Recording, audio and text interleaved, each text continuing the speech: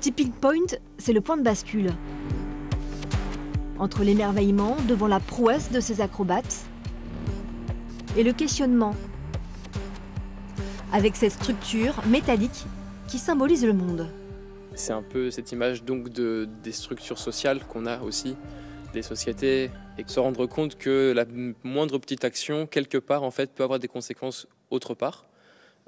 Parce que dans des ensembles comme ça, tout en fait a son importance sans qu'on s'en rende vraiment compte.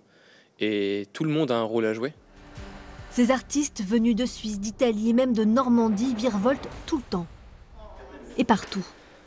Dans un train, à l'hôtel, même l'escalier du théâtre leur suffit pour se mettre en mouvement. Surtout après un long voyage. C'est un besoin quotidien, avant d'enchaîner à Caen 6 représentations. Ça demande beaucoup de répétitions en amont. On prend toujours des semaines d'entraînement pour vraiment se remettre. On regarde des vidéos avant de remonter sur scène. C'est des spectacles qui durent longtemps, 1h30 sur scène. On grimpe beaucoup, on est beaucoup suspendu, donc il faut faire attention à son corps et à sa concentration. D'ailleurs, à chaque spectacle, Circus Circor met la barre encore plus haut.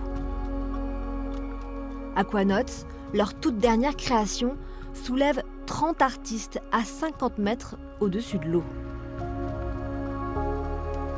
Et en septembre, pour le millénaire de Caen, c'est ici, au bassin Saint-Pierre, que la compagnie entend bien donner le vertige. C'est chorégraphique, donc il faut être tous ensemble.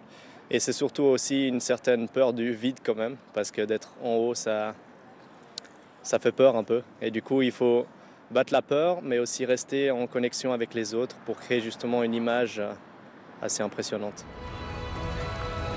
C'est devenu leur signature. Surprendre et jouer avec son corps pour nous raconter une histoire toujours teintée d'espoir.